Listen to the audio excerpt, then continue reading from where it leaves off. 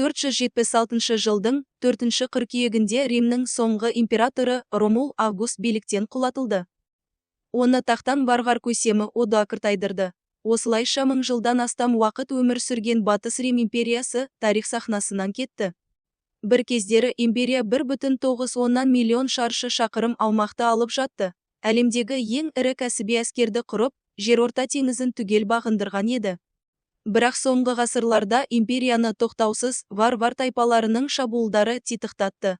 Ромул билікке келген кезде империяның қолында Италиядан басқа түк қалмады.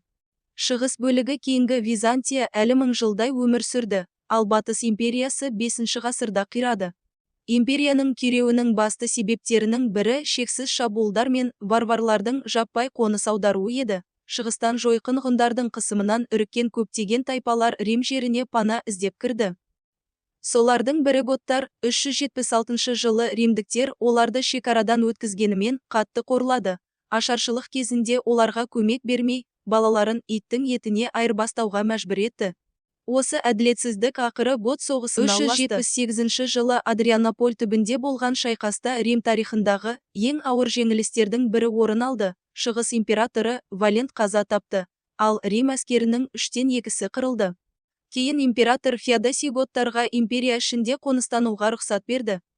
Феодосий қайтыс болғаннан кейін готтардың қолбасшысы Аларих Римге қарсы шықты. 401 жылы ол алғаш рет Римді қоршады, бірақ атақты қолбасшы Стилихон оны тойтарды. Алайда 408 жылы император Гонорий Стилихонды өлтіріп, астананы қорғаусыз қалдырды. 410 жылы Аларих Римді 3 рет қоршап, еш қарсылықсыз басып кірді де 3 күн бойы тонады. Бұл оқиға Батыс империясының тағдырын шешкен сәт болды. Айтпақшы, император Гонорийге Рим құлады деген хабар жеткенде, ол әуелі сүйікті тауық Рома туралы айтылып тұр деп ойлап, қатты шошып кеткен дейді. Қала емес тауық аман екенін білгенде ғана тынышталыпты. Кейін империяны басқа тайпалар да бөліске сала бастады. Британия мен Галлияда қарсы императорлар шықты. Герман тайпалары Галлия арқылы Испанияға кіріп кетті. Вандалдар мен аландар Африканы, тіпті Карфагенді тартып алды. Вестготтар да Испания мен Галлияның біраз бөлігін иеленіп, өз патшалығын құрды.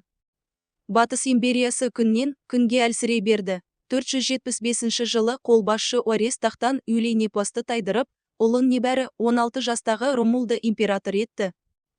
Көп ұзамай әскердегі варварлар жер талап етті. Орест бас тартқанда, олар Одакрға қосылып, оны қолдады. Одакр әуелі Оресті өлтіріп, артынан Ромулды тақтан тайдырды. Осы сәттен бастап Батыс Рим империясы өмір сүруін тоқтатты. Алайда Римнің мұрасы жалғасын тапты. Шығыстағы Византия 1000 жылға жуық өмір сүрді, ал 800 жылы Карл ұлы қасиетті Рим императоры болып тәшкиді.